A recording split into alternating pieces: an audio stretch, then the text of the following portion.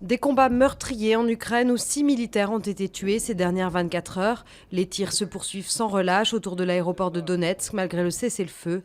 En visite au Kazakhstan, François Hollande a plaidé pour une désescalade du conflit, estimant que la tension et la pression ne sont jamais des solutions, en réponse au discours musclé de Vladimir Poutine.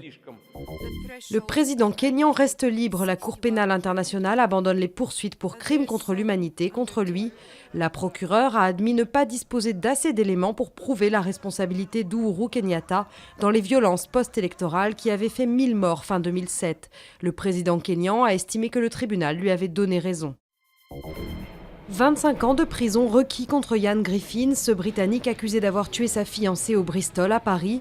Pour l'avocat général, l'intention d'homicide ne fait aucun doute, avec les plus de 100 hématomes de la victime tuée à 36 ans. Ian Griffin plaide une altération du discernement et affirme ne pas se souvenir du meurtre. Un anniversaire angoissant, à peine plus d'1 an après le passage dévastateur d'Haiyan qui avait fait 7300 morts. Les Philippins se préparent au passage d'un autre typhon ce week-end. 500 000 personnes ont été évacuées dans l'est de l'archipel, une région d'agriculture et de pêche. Les stars du cinéma français vont devoir baisser leurs prétentions de salaire. Le Centre national du cinéma décide de limiter l'accès aux aides publiques aux films en cas de coûts artistiques disproportionnés. Le cachet maximum d'un acteur ou d'une actrice sera de 990 000 €.